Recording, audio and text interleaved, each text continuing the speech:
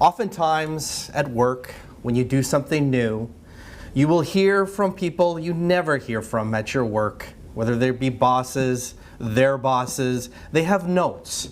And sure enough, after the first Provies report, I did get notes. People saying, you should get mad every week. Others saying, let's turn this into something out of wrestling. And we'll hashtag it the heel. The heel?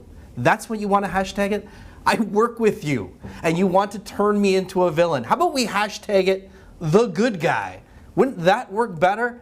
Couldn't that sell more? And certainly I thought game 2 of the Provies, it was a good Provies. I thought it was a step up from where we stood at game 1. Some important things we got in there. We got in Drance having his new meatloaf player in Yannick Hansen. He will do anything for love. We got in there Shorty being real pissed off he didn't get that national job. And we got in there B-Mac coming back soon. And he was back Monday and discussed his struggles with mental illness. And I thought all of these issues were important to get into the Provies. But the big bang this week didn't come for days later. And that's when we heard from our old friend Matt Sekeres, who really lashed out of the blue. And good thing too, because I've been tweaking this guy for years, and it is rather insulting not to hear from him punch back, push back, lash out. And finally we got something out of this guy, who's usually as confrontational as a Judd Apatow movie. But here's what he wrote out on his Twitter. The Provies, so easy, anyone could do it. This is what he says: make a snide remark, pull a reader tweet, and reference somebody's boat party, and voila, you have the Provies. And voila, Matt, thank you, because we have a new slogan in town. And you know, our relationship with Matt goes way, way back. He arrived in Vancouver December 2007, and by March of 2008, with the Provies in their infancy, he makes his first appearance. That's right, he got a best request.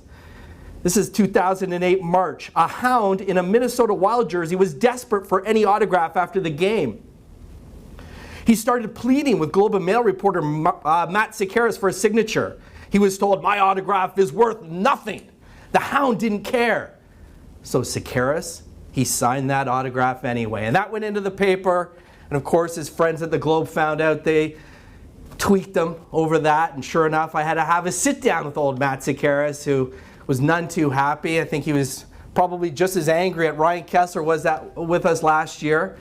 And he demanded that he never appear in the Provies again. And of course, history is made, and he appears in the Provies almost on a weekly basis. And hopefully this weekend he will appear again. I won't be here. I'm taking off for the weekend, but my backup quarterback, Wyatt, will be doing it. And he'll have to find a way to fit in Matt Sekeres, though I am worried about Wyatt. He does collect a check from the Canucks. What's the Lord gonna think?